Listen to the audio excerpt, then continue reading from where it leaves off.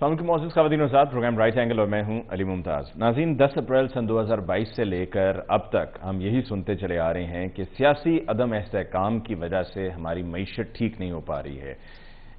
इंतखाबात होंगे तो मईशत ठीक होगी। तो सवाल ये पैदा होता है कि अब अगर इंतखाबात हो जाते हैं तो उसके बाद क्या मईशत हमारी ठीक होगी? क्या हमारे हालात बेहतर होंगे? क्या एक आम आदमी के हालात बेहतर होंगे? अभी तो कभी डॉलर ऊपर जा रहा है तो कभी नीचे आ रहा है, और इसी तरह बाकी फॉरेन करेंसीज के साथ भी है। और फिर फ्यूल प्राइसेस को भी लेकर हर 15 रोज़ के बाद एक सवालिया निशान होता है हर किसी के चेहरे पर कि इस दफ़ा फ्यूल की प्राइसेस ऊपर जा रही हैं या नीचे हो रही हैं, और अगर नीचे तो कितनी और अगर बढ़ रही हैं तो कितनी। और मुख्तलिफ स्पेकुलेशंस हैं जो हर मरतबा हम जिसमें से गुजर रहे होते हैं। दूसरी तरफ हम जानते हैं कि IMF के साथ हमारा मुआहदा स्टैंड बाय एग्रीमेंट, और उसके तहत हमें जो रकम मिली थी उसके बाद अब जो शराइत हैं IMF की, क्या उन शराइत को हम पूरा कर पाएंगे? सियासी अगर मंजरनामे पर देखें तो नवाज शरीफ साहब की मौलाना फजल रहमान साहब के साथ गुफ्तगू हुई है। क्या एक दफ़ा फिर आपस में इत्तेहाद होगा? मौलाना फजल रहमान साहब तो हर मरतबा ही हुकूमती जमात से मासवाए PTI के दौर में जब PTI की गवर्नमेंट थी इत्तेहाद नहीं हुआ, और बड़ी मुश्किल से मौलाना फजल रहमान साहब को वक्त काटना पड़ा। लेकिन फिर उसके बाद जैसे PDM की हुकूमत कायम हुई तो इत्तेहादी हुकूमत थी और उनके बेटे को वजारत मिली, और मौलाना फजल रहमान साहब खुद इंतज़ार में थे कि उन्हें सदर बनाया जाएगा, लेकिन अब तक उनकी ये ख्वाहिश पूरी नहीं हुई, या आप उसको एक ख्वाब भी कह सकते हैं कि अब तक उसकी ताबीर नहीं हुई है। पाकिस्तान पीपल्स पार्टी और PDM इत्तेहादी थे, लेकिन अब हम देख रहे हैं कि पाकिस्तान पीपल्स पार्टी के सीनियर रहनुमाओं की तरफ से, जिसमें chairman Pakistan peoples party Bilawal Bhutto साहब शामिल हैं, आसिफ अली जरदारी साहब हैं, मुराद अली शाह साहब ने भी तकरीर की जलसे में, और उस जलसे की तकरीर में बात हुई नवाज शरीफ साहब की कि जो मुल्क से बाहर चले जाते हैं उनका हवाला देकर ये जुमले कहे गए। तो पाकिस्तान पीपल्स पार्टी का अब तक तो कोई इत्तेहाद होता नजर नहीं आ रहा, लेकिन अगर इंतखाबी इत्तेहाद होगा तो किसके साथ होगा? पाकिस्तान तहरीक इंसाफ के साथ इंतखाबी इत्तेहाद की कुछ बात सुनने को मिली है, कुछ अफवाहें हैं, लेकिन पाकिस्तान तहरीक इंसाफ और पीपल्स पार्टी एक दूसरे के इतने शदीद मुखालिफ रहे हैं कि इत्तेहाद होता नजर नहीं आ रहा। लेकिन दूसरी तरफ ये कहते हैं कि सियासत में कुछ भी मुमकिन है। जो एक दूसरे के सख्त मुखालिफ हैं, जैसे कि PMLN और पाकिस्तान पीपल्स पार्टी एक दूसरे के शदीद मुखालिफ थे, जिसमें शहबाज शरीफ साहब की वो तकारीर का हवाला अक्सर दिया जाता है, और अब भी लोगों को वो याद है वो तकरीर के जिसमें शहबाज शरीफ साहब ने कहा था जी लड़काना की सड़कों पर वो घसीटेंगे। लेकिन फिर जब PDM की हुकूमत बनी, कायम हुई, तो उस वक्त दोनों एक दूसरे के साथ थे। चार्टर ऑफ डेमोक्रेसी हुआ, चार्टर ऑफ डेमोक्रेसी के अंदर भी हमने देखा कि एक दूसरे के साथ चले, केसेस नहीं बने, और बहुत से मामलात ऐसे थे जो चार्टर ऑफ डेमोक्रेसी के तहत 2008 से 2013 तक उसको निभाया गया। शुरू के एटलीस्ट 2-3 साल निभाया गया, लेकिन फिर उसके बाद हमने देखा कि उसमें भी इख्तलाफ सामने आया था। और शुरू में भी एक इख्तलाफ सामने आया था कि जब माजूल जजेस को बहाली की बात हुई थी तो उस पर पाकिस्तान पीपल्स पार्टी की तरफ से जो मरी में मामला तय हुए थे उस पर वैसे अमल दरामद नहीं हुआ था। और आखिर में तोशाखाना और 100 मिलियन पाउंड्स का स्कैंडल केस है। चेयरमैन PTI की गिरफ्तारी, जेल में ही गिरफ्तारी नैब की तरफ से डाल दी गई है। आज के प्रोग्राम में जो हम इसी हवाले से गुफ्तगू करेंगे अपने मौजूद मेहमानों के साथ। हमें ज्वाइन किया है PMLN से अली गौहर बलोच साहब ने, आपका बहुत बहुत शुक्रिया कि आपने हमें ज्वाइन किया। पाकिस्तान पीपल्स पार्टी से हमें ज्वाइन किया है नादिर गबोल साहब ने, आपके बहुत बहुत शुक्रिया for joining us in the show tonight. और हमें ज्वाइन किया है मीर मोहम्मद अली खान साहब ने, माहिर मौशियात, आपके बहुत बहुत शुक्रिया मीर साहब कि आपने आज के प्रोग्राम के लिए हमें ज्वाइन किया, वक्त निकाला। सबसे पहले नादिर गबोल साहब, गुफ्तगू का आगाज़ आपसे करते हैं। पाकिस्तान पीपल्स पार्टी की तरफ से, सीनियर लीडरशिप की तरफ से जलसों में जो तकारीर की जा रही हैं उनसे तो ये लग रहा है कि पीपल्स पार्टी और PMLN फिल वक्त एक दूसरे के साथ चलने वाले नहीं हैं, बल्कि इंतखाबात में एक दूसरे का भरपूर मुकाबला किया जाएगा। और लेवल प्लेइंग फील्ड का जो मुतालबा है पीपल्स पार्टी का, वो भी खुलकर सामने आ चुका है। और शायद उसकी वजह एक बहुत बड़ी ये भी नज़र आती है कि वो तमाम सियासी लोग जो पीपल्स पार्टी में शामिल होने वाले थे वो पीपल्स पार्टी में शामिल होने के बजाय दूसरी तरफ यानी कि PMLN में शामिल हो गए। तो क्या ये दुरुस्त है कि पीपल्स पार्टी और PMLN अब दोनों के रास्ते जुदा हैं, और अगर PTI इत्तेहाद, पीपल्स पार्टी अगर इत्तेहाद करेगी तो PTI के साथ मुमकिन तौर पर कर सकती है किसी और के साथ? देखिए अली साहब, शुक्रिया आपने मुझे बोलने का मौका दिया। Politics is the game of possibilities. हमने तो कभी भी नहीं कहा था कि हम इलेक्शंस में نون لیگ کے ساتھ اتحاد بنا کے جائیں گے. یہ آپ لوگوں نے شاید یا کچھ دوستوں نے اسیوم کیا تھا. پی ڈی ایم کا حصہ بھی ہم نہیں تھے, ان کا کولیشن گورنمنٹ کا حصہ ضرور تھے, مگر پی ڈی ایم کی وہاں کے پارٹیز ہم نہیں تھے. ہم نے آئی تھنک 2022 سے پہلے ہی 2021 میں ہم نے پی ڈی ایم کو خیر آباد کر دیا تھا. پھر ماحول ایسا ہو گیا ملک کا اور نو کانفیڈنس ووٹ کے لیے جب ضرورت پڑی ساتھ بیٹھنے کی تو ہم ساتھ بیٹھے. پر یہ امپریشن دینا کسی کی بھی طرف سے کہ پیپلز پارٹی اور نون لیگ یا کسی بھی اور پارٹی نے کوئی معاہدہ کیا تھا کہ اگلا الیکشن بھی ساتھ لڑیں گے, یہ ایک میرلی اسمپشن تھا, اور یہ اسمپشن ابھی ظاہر سی بات ہے غلط ثابت ہو رہا ہے. پاکستان پیپلز پارٹی کا ایک الگ مینیفیسٹو ہے, الگ سیاست ہے پاکستان پیپلز پارٹی کی, اور ہم اسی مینیفیسٹو کو لے کے اپنے ووٹرز کے پاس جائیں گے. آپ کہہ رہے ہیں کہ لوگ نون لیگ جوائن کر رہے ہیں, پیپلز پارٹی جوائن نہیں کر رہے, میں ڈس ایگری کروں گا. سندھ کے بہت بڑے بڑے نام پیپلز پارٹی جوائن کر چکے ہیں, انکلوڈنگ جو مہر فیملی ہے, صرف علی گور مہر نہیں, شکارپور کی بھی جو مہر صاحب ہیں وہ بھی آ گئے, شہریار مہر صاحب اور ان کے والد. پھر بلوچستان سے بڑے بڑے political figures Peoples Party join کر چکے ہیں. پنجاب سے بھی ماضی میں ندی حسن چند صاحب واپس آ گئے. تو ابھی تو دیکھیں الیکشن میں 3 مہینہ ہے, الیکشن کے دن تک بہت ساری چیزیں چینج ہوتی رہتی ہیں.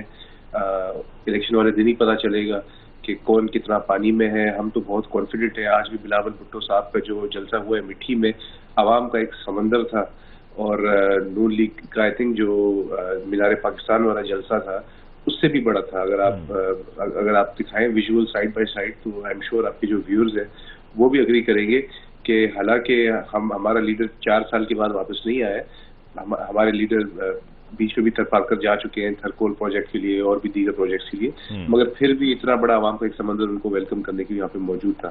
تو عوام کس کے ساتھ ہے یہ تو صاف ظاہر ہے. ابھی انشاءاللہ 30 نومبر کو ہم کوئٹہ میں ایک بہت بڑا جلسہ کرنے جا رہے ہیں. پھر بلوچستان کی صورتحال بھی اس کے بعد واضح ہو جائے گی, and I am sure elections تک یہ سلسلہ جاری رہے گا.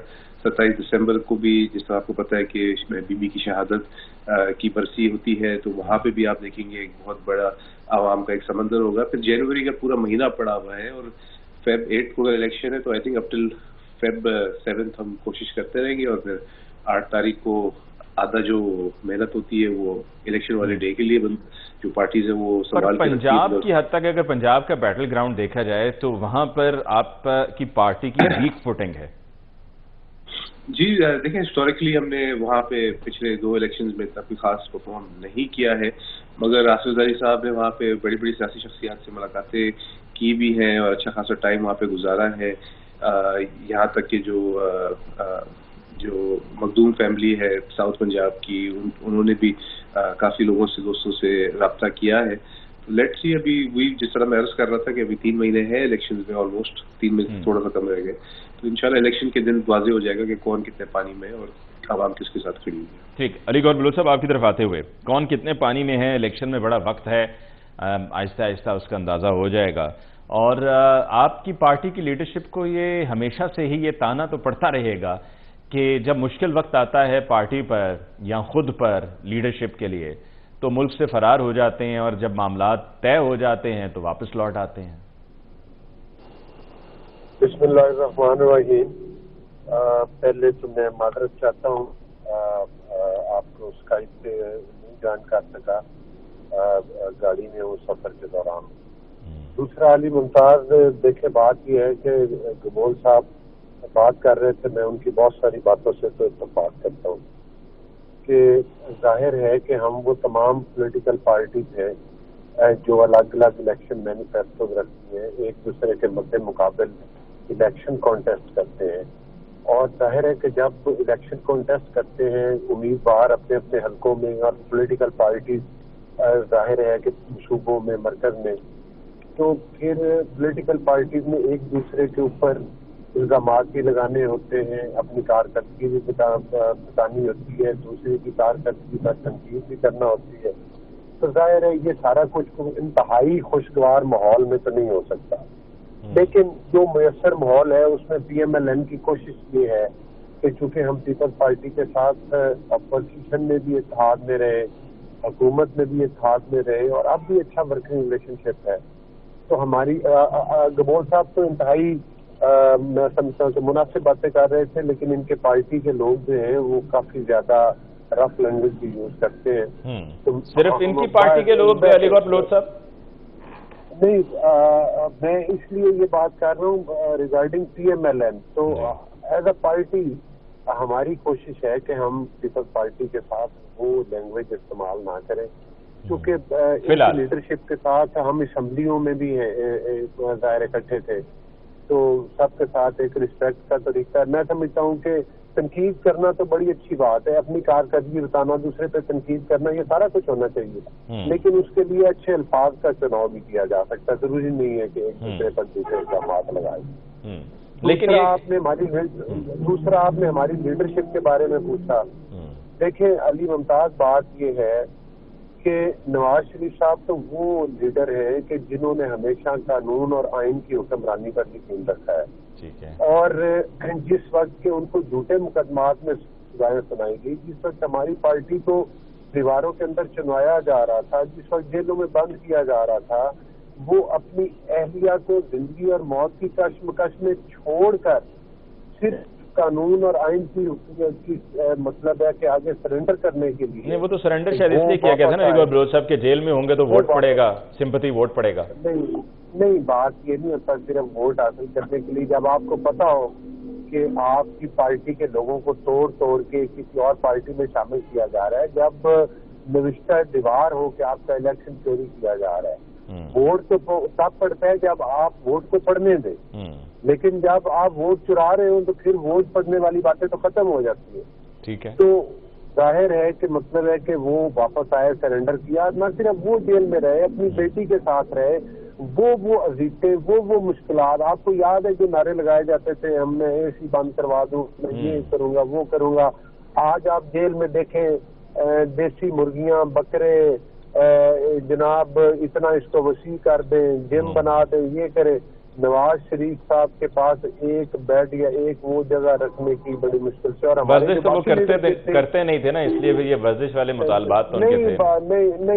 دیکھیں بات یہ ہے کہ اس بات سے ہٹ کے بھی، اور جو باقی رانا ثناء اللہ صاحب کے ساتھ جو ہوا، شاہد خاقان عباس صاحب کے ساتھ جو ہوا، جس لیڈرشپ تھی، ان کو وہ موت کی کال کوٹڑیوں میں رکھا جاتا تھا، کئیوں کو میٹرس بھی نہیں دیے جاتے تھے. رانا صاحب نے بتایا کہ ان کو کیڑیاں چھوڑی جاتی تھی چینی پھینک کے دینے کے لیے.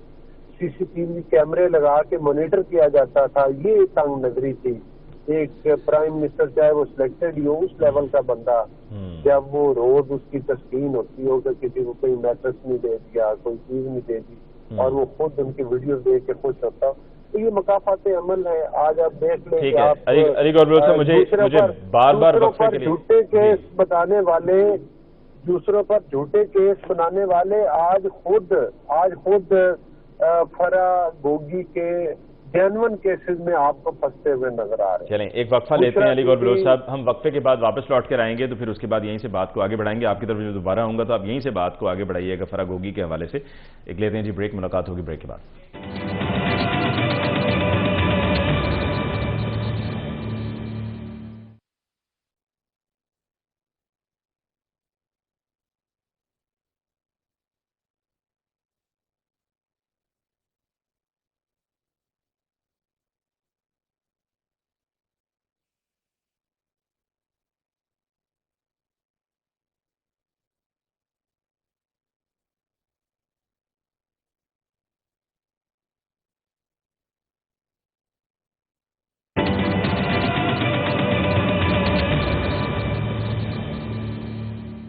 Welcome back after break. Discussion کو آگے بڑھاتے ہوئے اب اکانومی کی بات کرتے ہیں. سیاسی معاملات تو یقیناً پورا سال چلتے رہتے ہیں، لیکن اور سیاست، اکانومی سیاست آپس میں کنیکشن بھی ہے. جیسے کہ پروگرام کی ابتدائی میں نے کہا کہ 10 اپریل سن 2022 سے ہم یہی سنتے آ رہے ہیں کہ جی پولیٹیکل سٹیبلٹی ہوگی تو اکنامک سٹیبلٹی آئے گی. تو اب الیکشنز کا ٹائم قریب ہے، 8 فروری کی تاریخ کا اعلان ہو چکا ہے. تو کیا الیکشنز کے بعد اکنامک سٹیبلٹی گارنٹیڈ ہے؟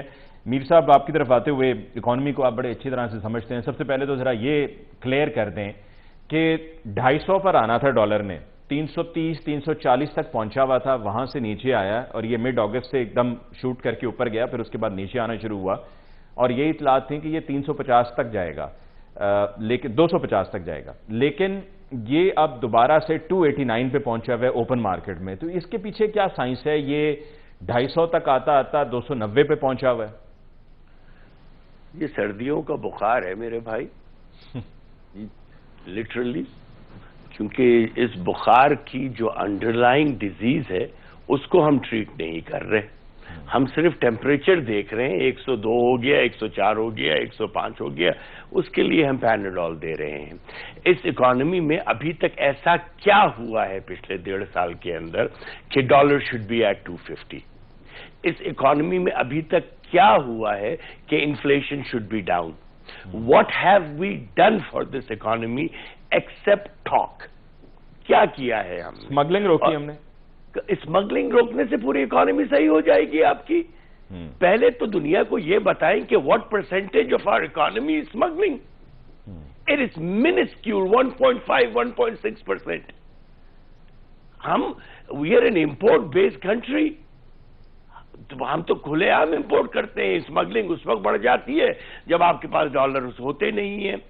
سمپل سی بات ہے۔ اور اگر کوئی یہ سمجھتا ہے کہ الیکشن کے فوراً بعد کوئی میجیکل وانڈ ہوگا، دیکھیے سب میں بڑا پرابلم علی ہمارے پاکستان میں کیا ہے کہ ہم ہر چھوٹی سی اچھائی کو جنت بنا کر پیش کرتے ہیں، نہیں کر سکتے، اس لیے کہ economy is directly related to perception.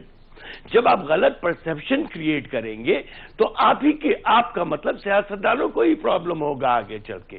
اگر کوئی یہ سمجھتا ہے کہ الیکشن کے فوراً بعد کسی کے پاس میجیکل وانڈ ہے اور یہ بہترین طریقے سے انفلیشن جو ہے سنگل ڈیجٹس میں آ جائے گی، ریزروز ہمارے 35-40 ارب ڈالر پہ چلے جائیں گے، اسٹاک مارکیٹ 2.5 لاکھ پہ چلی جائے گی اور دودھ کی ندیاں بہہ رہی ہوں گی، تو وہ کام خیالی میں ہے، وہ خواب خرگوش میں محو ہے۔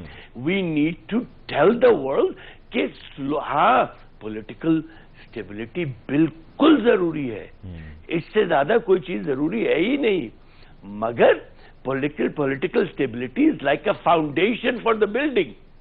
صرف پلاٹ خرید کے فاؤنڈیشن ڈالنے کے بعد بلڈنگ نہ بنائیں گے آپ تو وہ بدصورت پلاٹ ہی رہے گا۔ تو الیکشن جو ہے ایک فاؤنڈیشن پلاٹ ہے جس کے اوپر ہم نے کھود کے فاؤنڈیشن ڈالنی ہے۔ اب اس کے بعد کتنی پختہ، کتنی عمدہ، کتنی اچھی بلڈنگ ہم بناتے ہیں وہ ہم پہ منحصر ہے، اور بلڈنگ 1 سال میں نہیں بنے گی۔ وی will have 2 to 3 years of hard work to bring this economy back to revival۔ ٹھیک، 2 to 3 years آپ کی نظر میں it's gonna take for the economy to revive? جی۔ And those 2 to 3 years we'll have to live with IMF کے ساتھ چلنا پڑے گا۔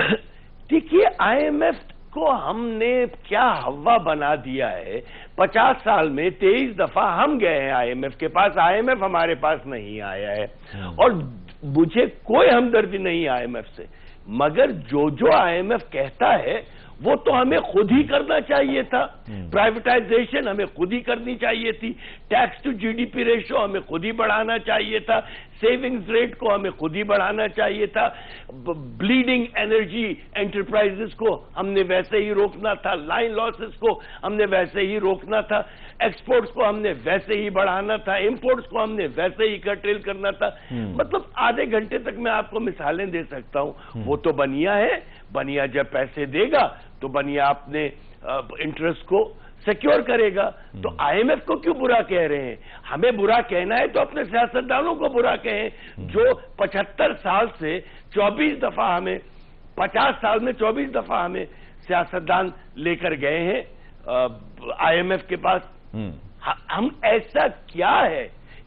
اس ملک میں کبھی اکنامک ریفارمز نہیں ہوئے۔ ٹھیک ہے، تو آپ بتائیے گا میر صاحب کہ اب ڈالر آپ کو ابھی 289.5 پر کلوز ہوا ہے اوپن مارکیٹ میں آج کے دن، اب آگے آنے والے دنوں میں you see it going up, بڑھے گا یا نیچے آئے گا؟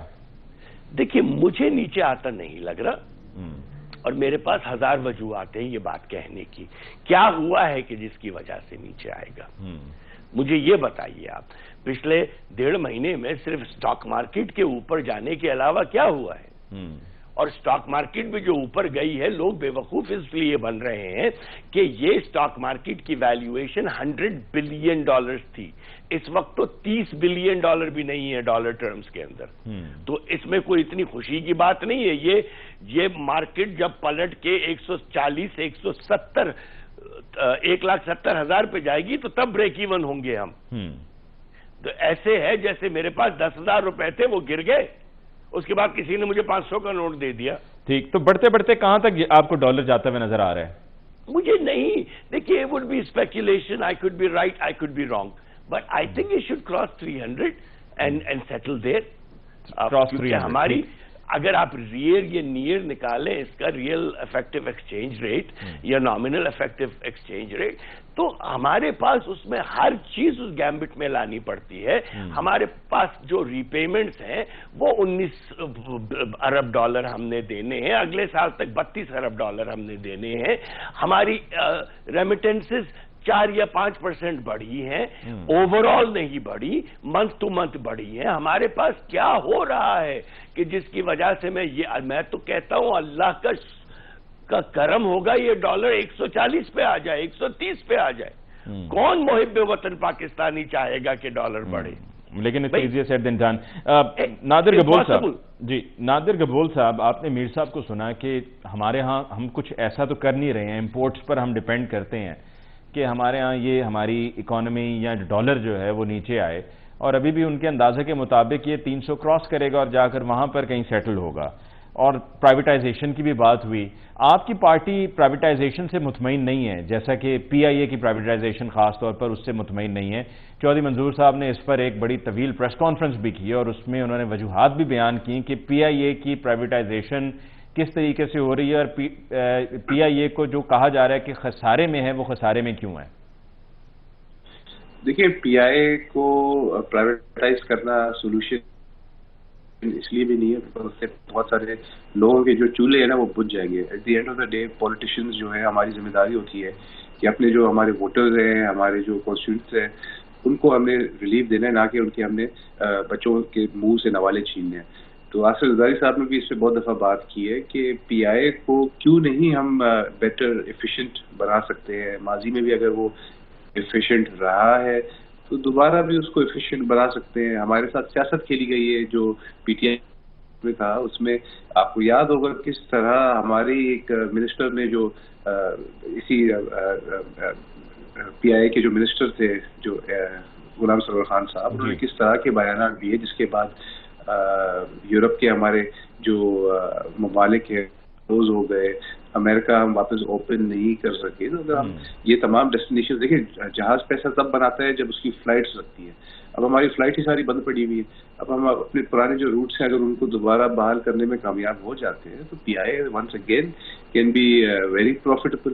اگر ایئر بلو پروفیٹیبل ہو سکتا ہے، یا اس سے پہلے جتنے بھی جہاز اور ایئر لائنز آئے تو وائی ناٹ پی آئی اے کے جو اچھا نادر گبول صاحب، آپ کی نظر میں پی آئی اے کی پرائیویٹائزیشن کے پیچھے جس طریقے سے پرائیویٹائز کیا جا رہا ہے، جس پر آپ کی پارٹی کو اعتراض بھی ہے، اس کا کیا نون لیگ سے بھی کوئی کنیکشن ہے؟ Noon League is behind this privatisation? نہیں، اگین میں نے جس طرح شو کے شروع میں عرض کیا کہ نون لیگ کا مینیفیسٹو الگ ہے۔ وہ نہیں میں کہہ رہا ہوں کہ پرائیویٹائزیشن، کیونکہ فواد حسن فواد کا نام باقاعدہ لیا گیا چودھری منظور صاحب کی طرف سے اس پریس کانفرنس میں، جب پی آئی اے کی پرائیویٹائزیشن کو لے کر انہوں نے پریس کانفرنس کی، تو فواد حسن فواد صاحب کا تو پی ایم ایل این کے ساتھ جو کنیکشن، جو تعلق رہا ہے، وہ سب جانتے ہیں۔ نہیں، فواد حسن فواد تو ابھی آئے نا، ہم تو پچھلے 20-25 سال سے ہمارا جو موقف ہے پی آئی کی پرائیویٹائزیشن کے بارے میں وہ سیم ہی ہے، اور وہ یہی ہے کہ ہم لوگوں کے روزگار کو نہیں چھین سکتے۔ فواد حسن فواد ہوں یا کوئی اور بھی ہو، نون لیگ کی اپنی پالیسیز ہیں، وہ شاید بلیو کرتے ہیں کہ تمام جو ادارے ہیں سرکاری ان کو پرائیویٹائز کر دینا چاہیے، بٹ ہم یہ نہیں سمجھتے۔ ہم سمجھتے ہیں کہ ریاست ماں ہوتی ہے اور ماں کا کام ہوتا ہے کہ بچوں کو بیٹھ کر کھلائے۔ تو again I would like to repeat the words of Asif Zardari صاحب کہ out of the box solution ہم نے ڈھونڈنے اور دوبارہ سے ان انسٹیٹیوشنز کو ہم نے پروفٹ میکنگ بنانا ہے۔ ٹھیک ہے، we've got to take a G break over here. Break کے بعد واپس لوٹ کر آئیں گے تو علی گور بلوچ صاحب کی طرف ہم جائیں گے، ہمارے ساتھ رہیے۔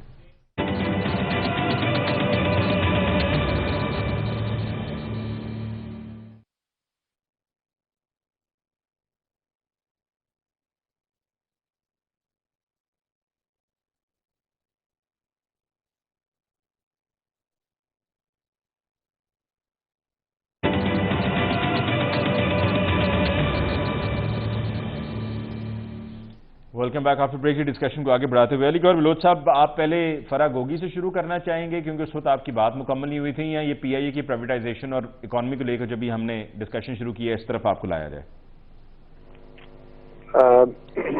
دیکھیں بات یہ ہے کہ اکانومی پہ بات ہو رہی ہے. پہلی بات تو یہ ہے کہ بڑی بات ہے آپ نے فرح گوگی والا موضوع چھوڑ دیا. میں نے تو آپ کی طرف جو ہے وہ بال ٹاس کیا تھا, میں دیکھنا چاہ رہا تھا اب کرتے نہیں وہ ٹھیک ہے, میں بالکل اسی طرف آ رہا ہوں. نہیں اب آپ پرائیویٹائزیشن کی طرف جائیں نا.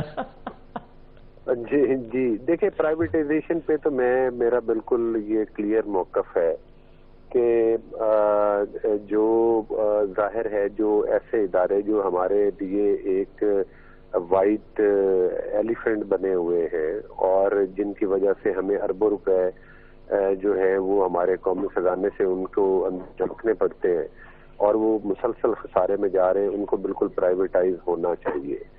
اور ظاہر ہے حکومتوں کو کام جو ہے وہ نظام کو, معیشت کے نظام کو چلانا ہوتا ہے, کاروبار کرنا نہیں ہوتا.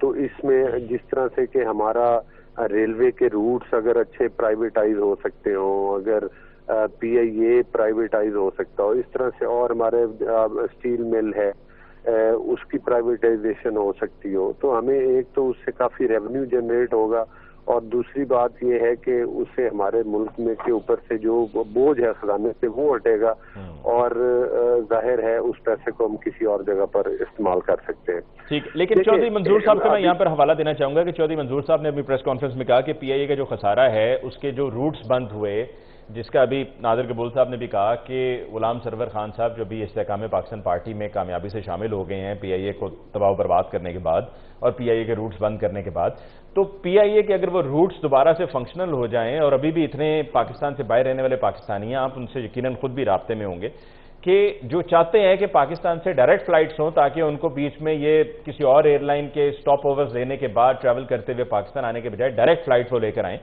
تو ہم نے اپنی ایئر لائن کو بہتر بنانے کے بجائے, جہاز نئے لینے کے بجائے ہم پراپرٹیز خریدتے پھرے ہیں, چاہے وہ نیو یارک میں ہوٹل ہو یا دیگر اور پراپرٹیز ہوں, وہ پراپرٹیز خریدتے پھرے ہیں. تو یہ پراپرٹیز کس نے خریدی تھی, یہ پراپرٹیز خریدنے کا کاروبار کس نے شروع کر دیا تھا, نہ کہ ایک ایئر لائن کو فوکس کر کے بہتر بنایا جاتا؟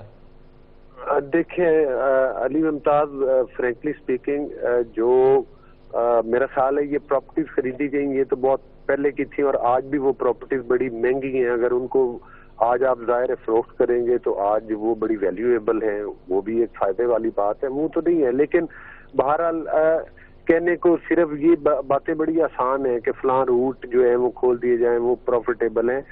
اصل میں جو پی آئی اے کے انٹرنل ایشوز ہیں جس کو کہ ہم سب جانتے ہیں, جب تک ان کو ایڈریس نہیں کیا جائے گا, ظاہر ہے کہ میں آپ کو ایک چھوٹی سی مثال دیتا ہوں. شوگر مل تھی یہ پاکستان میں, ایک دیکھیں نا, ایک بھٹو صاحب کے ٹائم میں ہوا تھا, نیشنلائز کی گئی تھی انڈسٹری. وہ اس وقت ہو سکتا ہے ان کی جو بھی سوچ تھی, لیکن بائی اینڈ لارج وہ چیزیں ہمارے لیے پھر بعد میں وبال جان بن گئے. وہی یونٹس جب پرائیویٹائز کیے گئے, فروخت کیے گئے, تو وہ پروفٹ میں چلے گئے. ظاہر ہے گورنمنٹ کا کام جو ہے وہ ادارے چلانا ہے, گورنمنٹ کا کام کاروبار کرنا نہیں ہے. وہاں پر کافی لیکیجز ہو جاتی ہیں, اور جو ایک پرائیویٹ سیکٹر جس طرح سے کسی بزنس کو چلا سکتا ہے وہ حکومتیں اس طرح سے نہیں چلا سکتی. تو پھر ملک بھی کسی پرائیویٹ کمپنی کو دے دیں چلانے کے لیے, حکومت نہیں, ملک کے لیے کوئی پرائیویٹ کمپنی چلا لے. میں ان اداروں کی بات کروں جہاں پر پوری دنیا میں بے شمار چیزیں ہیں جو کہ پرائیویٹائز ہوئی ہیں یا ان کے روٹس جو ہیں وہ نیلام کیے گئے ہیں. مطلب ہر ادارے کا ایک طریقہ کار ہوتا ہے. تو بہرحال ہمارے ملک کے مسائل کا اسی میں ہی ہے کہ ہم پرائیویٹائزیشن کی طرف بڑھیں اور ذمہ داریاں کام کریں. باقی ظاہر ہے جو اکانومسٹ ہیں ان کی اپنی رائے ہے, کچھ اس کے حق میں دیتے ہیں, بات کرتے ہیں, کچھ اس کے حق میں نہیں دیتے. لیکن آپ دیکھ لیں کہ جو ہمارا 70 سالہ تجربہ ہے وہ یہی ہے کہ ہم کاروباری اداروں کو نہیں. 70 سال کا آپ کا تجربہ ہے علی گور بلوچ صاحب, اور 70 سال کے تجربے کے باوجود آپ معیشت کو ٹھیک نہیں کر سکے. جب آپ کی معیشت کو ٹھیک کرنا یا کسی چیز کو پرائیویٹائز کرنا یہی تو حصہ ہے. ہم کیوں ٹھیک نہیں کر سکے؟ جو 2013 میں ہمیں چیلنجز تھے, جس میں ہمیں بالکل اکانومی کا تھا, جس میں ہمیں لوڈ شیڈنگ کا تھا, جس میں ہمیں باہر کی انویسٹمنٹ کا تھا, جس میں ہمیں انڈسٹری کو چلانے کا تھا, ہم نے 2013 سے 18 تک ڈیلیور کیا ہے, اور عوام اس چیز کے لیے ہم پر اعتماد کرتے ہیں. اور آپ نے دیکھا کہ ہم نے وہ جو اندھیرے تھے ان کو ختم کیا، بجلی پیدا کرنے کے کارخانے اس ٹائم میں لگے، بجلی کے ریٹس ہم نے کنٹرول رکھے، ڈالر کی قیمتیں کنٹرول رکھی، G D P growth rate بہتر ہوا، سی پیک جیسا پروجیکٹ آپ کے ملک میں آیا۔ تو دیکھیں یہ، لیکن اگر یہ چیزیں جس طرح سے کہ ہم مساق معیشت کی بات کرتے ہیں جو کہ شہباز شریف صاحب نے تو اس وقت بھی کی جب کہ ہمارے اوپر ہمیں وکٹمائز کیا جا رہا تھا، لیکن اس کے باوجود ہم نے مساق معیشت کی بات کی۔ کس کے ساتھ کریں گے آپ مساق معیشت؟ ظاہر ہے جو بھی اب گورنمنٹس آئیں گی، جو بھی پولیٹیکل پارٹیز ہیں، جب یہ اب الیکشن کے بعد اکٹھی ہوں گی، چاہے وہ اپوزیشن میں ہو یا حکومت میں ہو۔ مساق معیشت ساری جماعتیں تو اکٹھی حکومت میں تھی، مساق معیشت تو آپ نے پی ٹی آئی سے ہی کرنا تھا نا، صرف پی ٹی آئی وہ جماعت تھی جو حکومت میں نہیں تھی۔ تو ہم نے تو پی ٹی آئی کو اس وقت آفر کیا تھا جب ہم اپوزیشن میں تھے، اور ہماری اس بات کو مذاق میں اڑا دیا گیا تھا، ہماری اس بات کو ہماری کمزوری سمجھا گیا تھا۔ لیکن دیکھیں ہم نے تو ملک و قوم کے لیے ہمیشہ سے آفر کیے ہیں۔ دوسری بات یہ ہے کہ معیشت کیسے ٹھیک ہوگی جب فرق ہوگی جیسے سکینڈلز اور خواتین کا نیکسس بنا کے پنجاب کو لوٹا گیا، پاکستان کو لوٹا گیا، کرپشن کے بڑے بڑے قصے آئے۔ یہ تو وہی پارٹی تھی نا جو باقی سب سیاسی پارٹیوں کو چور چور کہتے تھے اور خود ایسے سمجھتے تھے کہ جیسے کہ وہ کوئی فرشتے ہیں۔ یہی مطلب ہے کہ اچھا چلیں ایسا کر لیتے ہیں علی گور بلوچ صاحب کہ آپ کی حکومت جب نواز شریف صاحب پہلی بار وزیر اعظم بنے تو اس وقت آپ کی حکومت آئی تو آپ اپنی حکومت میں آ کر کیسز بناتے رہے، اور آپ نے پیپلز پارٹی کو، زرداری صاحب کو، محترمہ بے نظیر بھٹو کو، آپ لوگوں نے ان کو چور چور کہا۔ پھر اس کے بعد پیپلز پارٹی کی گورنمنٹ آ گئی، پھر وہی سب کچھ ویسے چلتا رہا۔ پھر اس کے بعد جب آپ کی دوبارہ حکومت آئی تب بھی یہی ہوا۔ اچھا پھر آہستہ آہستہ آگے بڑھتے گئے تو ایک ایک کر کے وہ تمام کیسز صاف ختم ہوتے گئے۔ آپ کے بھی اوپر بنائے گئے کیسز، آپ کی جماعت کی لیڈرشپ کے اوپر بنائے گئے کیسز اب ختم ہو رہے ہیں، آزاد فضاؤں میں سانس لے رہے ہیں۔ یہی کچھ گھوم کے ایک دفعہ پھر ہوگا، اور اس دفعہ جب ہوگا تو وہ پی ٹی آئی کے ساتھ ہوگا۔ تو پھر ہم بار بار کیا خود سے بھی ہم شرمندہ نہیں ہوتے ہیں کہ یہ ہم کہتے ہیں بڑھ چڑھ کے آج ہم نے نواز شریف صاحب کو چور کہنا شروع کر دیا، پھر ہم نے زرداری صاحب کو کہنا چور شروع کر دیا، اب ہم نے پی ٹی آئی کو اور عمران خان کو چور کہنا شروع کر دیا، تو کل کو جو ہے یہ بھی صاف ہو جائیں گے، یہ بھی لانڈر ہو جائیں گے۔ دیکھیں بات یہ ہے کہ انتہائی معذرت کے ساتھ جس طرح سیاست دانوں کا ہے اسی طرح سے ہمارے کچھ میڈیا کے دوست ہیں، ان کا بھی کسی خاص طرف ٹلٹ ہے۔ جو بات آپ کر رہے ہیں اکثر وہ لوگ کرتے ہیں، میں آپ کی بات تو نہیں کر رہا جن کا ایک خاص طرف ٹلٹ ہوتا ہے، بڑا برا کرتے ہیں، برے لوگ ہیں۔ میری اب بات مکمل ٹلٹ والے بڑے برے، ان کے نام بھی ضرور لیجیے گا علی گور بلوچ صاحب۔ ہاں میری سر گزارش، ہاں نہیں سر میری گزارش سن لیں۔ دیکھیں بات یہ ہے کہ یہی بات ہے کہ جب ہم مطلب حقیقت کی جڑ تک نہیں پہنچنا چاہتے اور ہم اس کے لیے اس قسم کی منطق جو ہے وہ اختیار کر لیتے ہیں کہ جناب فلان کل کو جو ہے چیئرمین پی ٹی آئی اور اسی پارٹی کے ساتھ بھی ایسے ہوگا کہ ان کو بھی پھر گنگا نہ لایا جائے گا۔ دیکھیں بات یہ ہے کہ ہمارے اوپر کیسز بنے، عدالتوں میں کیسز چلے، نیب وہاں سے بھاگتا رہا، گواہیاں وہاں پر نہ آئیں، شہزاد اکبر جو کہ خود ہم پر الزام لگاتا تھا اور میڈیا پر آ کر بڑے بڑے پیپر لہراتا تھا، وہ کہتے کھودا پہاڑ اور نکلا چوہا۔ براڈ شیٹ کیس دیکھ لیں، خود وہ رنگے ہاتھوں وہاں سے کمیشن مانگتے ہوئے پکڑے گئے ان کیسز کے اندر، اور بین الاقوامی عدالتوں سے بھی ہمیں مطلب ہے کہ بریت ملی۔ پھر آپ جو فرق ہوگی جیسے کیسز، جو توشہ خانہ جیسے کیسز، فارن فنڈنگ جیسے کیسز، رنگ روڈ جیسے کیسز، سونامی ٹیز کے نام پر اربوں روپے کو کھایا گیا۔ آپ کی نا بات کو میں کاٹنا نہیں چاہ رہا تھا، خدا کی قسم سے میں آپ کی بات کو نہیں کاٹنا چاہ رہا تھا، لیکن میں صرف بیچ میں اس لیے انٹرپٹ کر رہا ہوں، میں صرف اس لیے انٹرپٹ کر رہا ہوں بیچ میں کہ آپ کی باتوں میں اتنی بوریت ہے کہ ناظر قبول صاحب کو نیند آنا شروع ہو گئی ہے۔ نہیں آپ کو فیل ہوگی، آپ کو فیل ہوگی، ظاہر ہے وہ مطلب ہے کہ اب آپ کی پسند کی باتیں نہیں ہیں علی ممتاز نہیں، میں نے یہ کہا ہے بات مکمل کریں، میں کاٹنا نہیں چاہ رہا ہوں، لیکن میں نے تو ناظر قبول صاحب کی طرف بات کو لے کر گیا کہ ظاہر ہے آپ کو بوریت ہوگی۔ دیکھیں مجھے نہیں، وہ تو جی دیکھیں گزارش یہ ہے کہ یہ بڑے اوپن اینڈ شٹ کیسز ہیں اور ظاہر ہے کہ آپ نے مطلب ایک پارٹی کو نہ صرف اقتدار کے اوپر اس وقت مسلط کیا تھا اور پھر اس کے بعد ان کو فری چٹ دی تھی کہ وہ جتنی مرضی کرپشن کرے، جو مرضی کرے، ان کو پوچھنے والا کوئی نہیں ہوگا، اور وہ سمجھتے بھی یہی تھے. یہی تو وجہ تھی کہ بزدار جیسے بندوں کو چیف منسٹر بٹھایا گیا، چھو منتر کے ذریعے حکومتیں چلائی جاتی تھیں.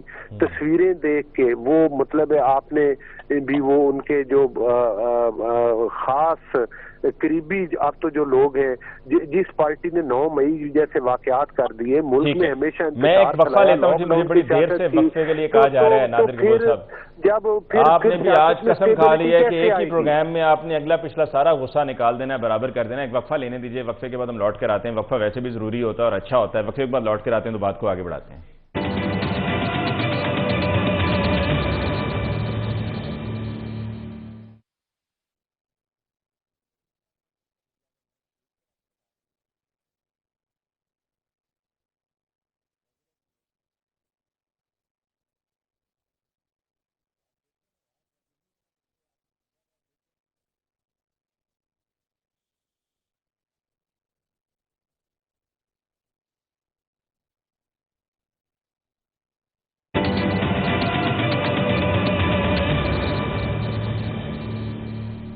Welcome back after break. کی ڈسکشن کو آگے بڑھاتے ہوئے میر محمد علی خان صاحب، اب معیشت کی اگر ہم بات کریں تو فیول کا کم ہونا، ڈالر کا اوپر جانا پر فیول کا کم ہونا، از اٹ بیکاز کہ یہ ہماری پہلے کی پرچیز ہے جب ڈالر نیچے تھا؟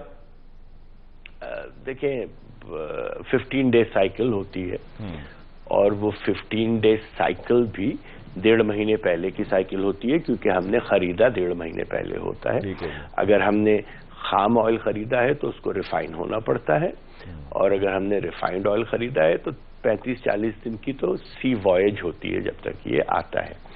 ہمارے ہو یہ رہا ہے کہ اس مڈل ایسٹ کی جنگ کے باوجود بھی آئل کی پرائسز نیچے آئی ہیں پچھلے ہفتے 10 دن کے اندر، which I wasn't expecting, which is a very good thing for Pakistan. مگر ہو کیا رہا ہے، ایک سیسو بن گئی ہے ہمارے یہاں. ادھر سے آئل کی پرائسز نیچے آئی، ادھر سے ڈالر کی پرائس اوپر چلی گئی، تو ہم اینڈ یوزر کو کوئی فائدہ ہو نہیں رہا ہے اس چیز کا. اینڈ یوزر کو اس کا کوئی فائدہ نہیں ہو رہا؟ کہاں سے ہو رہا ہے؟ فیول کی ریلیف، اگر جو فیول کی ریلیف ہے وہ اٹ سیلف بھی تو ایک فائدہ ہے. دیکھیے فیول کی ریلیف ہوتی رہے نا. آپ 150 روپے فیول کی پرائس کو بڑھانے کے بعد 40 روپے کم کر دیں گے تو as an economist you want me to say wow great? No, I can say that. اور دوسری یہاں پہ بات بیچ میں چلی ہے پی آئی اے کی، میں پرائیویٹائزیشن کی میں تھوڑا سا کچھ کہنا چاہوں گا کہ سب میں پہلے میرے دونوں سیاسی بھائیوں سے معذرت کے ساتھ کہ پرائیویٹائزیشن تو ہونی ہی چاہیے. A government should never be in the business of running businesses. Simple. Margaret Thatcher اگر نہ ہوتی تو لندن انگلینڈ اس وقت تباہی کے کنارے پہ ہوتا. She was named the Iron Lady because in spite of all the opposition she privatized everything. ہمارے یہاں یہ کہہ رہے ہیں کہ اس کو صحیح کر دیں. کسی نے کوئی 15 پیج بھی پڑھے ہیں کبھی پی آئی اے کے بارے میں؟ میرا گلا سیاستدانوں سے یہ ہوتا ہے کہ رٹی رٹائی چیزیں آ کے بتا دیتے ہیں. 538 people per plane Pakistan has. We don't have money to pay the landing rights and landing fees. We do not have new equipment, جس کو فضائی لینگویج میں equipment کہا جاتا ہے، جس کو آپ پلین کہتے ہیں. ہمارے پاس وہ لانگ ہال کے پلینز نہیں ہیں، ہمیں کوئی لیز کرنے کو تیار نہیں ہے. ہم نے سیاسی بھرتیاں کی ہیں اس کے اندر، اور میرے بھائی کہہ رہے تھے کہ ریاست ماں ہوتی ہے. ریاست کوئی ماں نہیں ہوتی. اوکے، نہ باپ ہوتی ہے نہ ماں ہوتی ہے. ریاست ہوتی ہے. یہ تھوڑی ہے کہ اگر 6 بچے ہیں تو ریاست ایک بچے کا گلا گھونٹ کے 5 کو کھلا دے اور اس کو ماں کہیں گے. یہ کس قسم کی ماں ہے بھائی کہ پی آئی اے کو بچانے کے لیے پورے ملک کی ایسی کی تیسی معیشت کی آپ کر دیں اور یہ کہے ریاست؟ یہ پرانی افسانوی باتیں ہیں جو یہ ینگ پولیٹیشین بچے میرے کرنے لگے ہیں. ریاست کوئی نہیں ہوتی ماں، نہ باپ ہوتی ہے نہ ماں ہوتی ہے. ہم نے دیکھ لیا 75 سال میں. دنیا میں یہ افسانوی باتیں صرف پاکستان میں سنائی دیتی ہے. This is all emotional blackmail. کبھی دنیا میں کہیں آپ نے سنا ہے oh the state is like your mother? کہیں سنا ہے آپ نے؟ ہنسیں گے اگر میں امریکہ میں جا کے کہوں دے ول سے shut up and pay taxes, I am neither your mother Noor your father. ہمارے یہاں نئی نئی چیزیں آئی ہوئی ہوتی ہیں، ہم نے ملک بچانا ہے، ہم نے یہ کون سا ملک خدا نہ کرے تباہ ہو رہا ہے جو بچانا ہے. ایک ہی پرانے منشور پہ پوری سیاست چل رہی ہے. کبھی زندگی میں آپ نے دیکھا ہے کسی پارٹی کا مینیفیسٹو 25 سال پرانا ہو، جبکہ حالات ہر 25 دن میں بدل رہے ہیں؟ دنیا کی کسی سیاسی پارٹی کا دیکھا ہے؟ ٹوریز کا دیکھا ہے، لیبر کا دیکھا ہے، ڈیموکریٹس کا دیکھا ہے، ریپبلکنز کا دیکھا ہے؟ واٹ منشور یار؟ منشور is like a constitution. America constitution 140 دفعہ امینڈ ہوا ہے. آپ کے مینیفیسٹوز امینڈ ہو رہے ہیں کبھی؟ وہی گھسی پٹی چیزیں لے کے ہم چل رہے ہیں. عجیب سا ماحول بنا ہوا ہے اس ملک کے اندر. کہتے ہیں معیشت کو صحیح کریں گے. کیسے کریں گے معیشت کو صحیح؟ جب ساتھ ہوتے ہیں تو کہتے ہیں یہ ہماری حکومت ہے، جب باہر نکلتے ہیں تو کہتے ہیں نہیں وہ پی ڈی ایم جو تھی وہ خباثت سے بھرپور تھی اور ہم نزاکت اور نفاست سے بھرپور ہیں. یہ جو بات ابھی آپ نے کی ہے پی ڈی ایم والی، نادر قبول صاحب، دس از ود ریفرنس ٹو جو آپ نے کہا کہ ہم پی ڈی ایم کا حصہ نہیں تھے، بس ہم حکومت کے اندر تھے، یعنی کہ آپ کولیشن پارٹنرز تھے، پارٹنرشپ تو آپ کی تھی. سو ایوری بڈی، مطلب بعد میں پھر nobody takes the blame, nobody accepts the responsibility.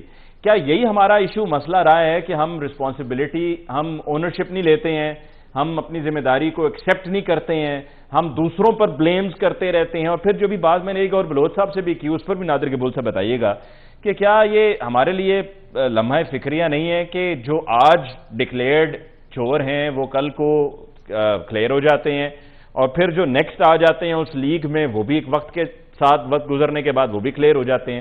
تو پھر یہ مذاق ہی بنتا ہے نا پوری دنیا میں ہمارا. دیکھیں مذاق تو واقعی میں پاکستان کا بن چکا ہے، بیکاز پاکستان میں جس طرح کے تجربات کیے گئے ہیں پچھلے 75 سالوں سے، کسی آئینی حکومت کو مسلسل اپنا ٹینیور پورا نہیں کرنے دیا گیا ہے. اور پہلی دفعہ سے پاکستان کی ہسٹری میں ایک آئینی طور سے رجیم چینج آیا ہے، تو اس کے اوپر بھی سوالیہ نشان کھڑا کر دیا. ہمارے تمام جو انٹرنیشنل ہمارے الائز ہیں ان کو ہم سے دور کر دیا گیا صرف اپنی سیاست بچانے کے لیے ایک پارٹی کی طرف سے. تو مذاق تو بنایا تھا ایک پارٹی نے، بٹ اللہ کا شکر ہے ابھی پاکستان بنسبت 2022 کے ایک بہت بہتر پوزیشن میں ہے. الیکشن کا ڈیٹ اناؤنس ہو چکا ہے جو کہ پاکستان پیپلز پارٹی کی ڈیمانڈ تھی. اگر پاکستان پیپلز پارٹی انسسٹ نہیں کرتی الیکشن کے ڈیٹ پہ تو شاید ابھی تک ایک بہت بڑا سوالیہ نشان ہوتا ہے الیکشن کے ہو رہے ہیں نہیں ہو رہے ہیں، انسٹیبلٹی کا ایک ماحول ہوتا. تو جہاں تک بلیم نہیں لینے کی بات ہے، دیکھیں پاکستان پیپلز پارٹی نے جہاں شہباز شریف صاحب کی کافی ساری چیزوں کو سراہا ہے، وہاں ہم نے کولیشن گورنمنٹ میں رہتے ہوئے ڈاکٹر صاحب نے اپنی سپیچز میں کرٹیسائز بھی کیا تھا کہ فار ایگزامپل جو فلڈ ریلیف فنڈز آئے تھے جو ہمارے انٹرنیشنل ڈونرز کی طرف سے، وہ سندھ کے پیسے ہولڈ کر دیے گئے تھے. پھر اس کے بعد جیسی ہماری یہ حکومت ختم کی انٹرم گورنمنٹ نے تمام جو جی نادر قبول صاحب کے سگنلز بریک ہو رہے ہیں. جی قبول صاحب اپنی بات مکمل کر لیجیے. ہم کمپلیمنٹ بھی کرتے ہیں. جی تو میں وہی عرض کر رہا تھا کہ آپ نے بہت محنت کی، دن رات کام کیا، اس کی وجہ سے کولیشن گورنمنٹ چلی. آپ کو پتہ ہے کولیشن گورنمنٹ جس کے اندر اتنی کوئی 9-11 پارٹیز ہیں، اس کو چلانا کوئی آسان کھیل تو نہیں ہے، کوئی آسان چیز تو نہیں ہے. یہاں پہ 2 یا 3 پارٹی سے کولیشن نہیں چلتا، انہوں نے 11 پارٹی سے کولیشن چلایا. تو یہ ایک بہت بڑی کامیابی تھی شہباز شریف صاحب کی کہ اپنے تمام الائز کو انہوں نے ساتھ لے کر چلا. اسحاق زار صاحب نے بھی بڑی محنت کی، ایک اسٹیبلٹی تھوڑی بہت لے کر آئی اکانومی کے اندر. مگر اگین وہی ہمارا پاکستان پیپلز پارٹی کا ڈیمانڈ ہے کہ الیکشنز جلد سے جلد ہو جائے. ابھی جو ڈیٹ آ گئی ہے انشاءاللہ اسی پہ الیکشنز ہوں گے. اس کے بعد پھر ایک گورنمنٹ جب واضح اکثریت لے کے اپنا مینڈیٹ لے کر آئے گی تو پھر وہ ایک بولڈلی ڈیسیجنز بھی لے سکے گی، ریمیڈیز بھی لے سکے گی، اور انشاءاللہ پاکستان کی معیشت کو اسٹیبلٹی لائے گی. اور پھر آئی ایم ایف کے بھی آئی تھنک جو ریویوز آ رہے ہیں اس کے لیے بھی یہی کہ ایک عوامی مینڈیٹ کی حکومت آئے، اس کے ساتھ ہی پھر بیٹھ کے ڈسکشن کیے جائیں. بہت بہت شکریہ نادر قبول آپ کا، شکریہ نادر قبول آپ کا، آپ کا شکریہ میر محمد علی خان صاحب، شکریہ میر محمد علی خان صاحب آپ کی بہت بہت شکریہ. ناظرین اس کے ساتھ ہی آج کے پروگرام کا وقت ختم ہونا چاہتا ہے. مجھے علی ممتاز کو آج کے پروگرام سے دیجیے اجازت. اللہ نگہبان.